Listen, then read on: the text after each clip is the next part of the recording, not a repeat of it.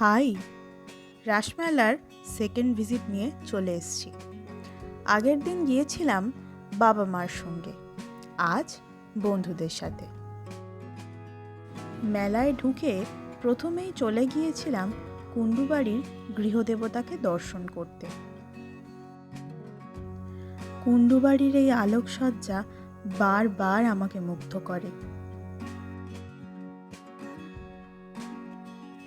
আজকের ঘোরাঘুরির স্পেশালিটি কি জানেন? আজকে মেলার প্রতিটা দোকান খুঁটিয়ে ঘুরে দেখেছি। কাপ প্লেট, বাসনকোসন, স্টেশনারি, খেলনার দোকান কিচ্ছু বাদ দিইনি।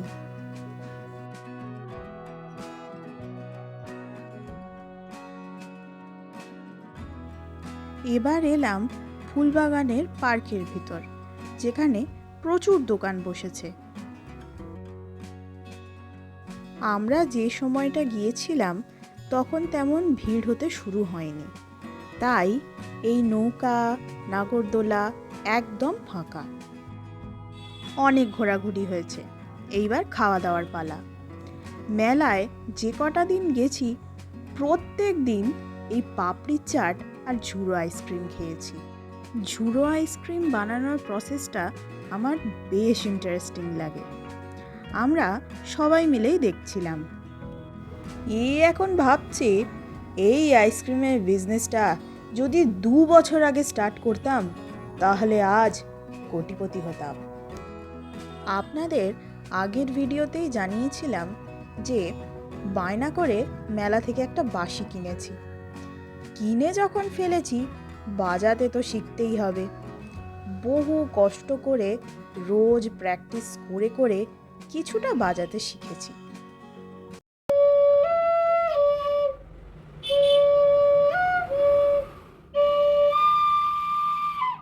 One eternity later.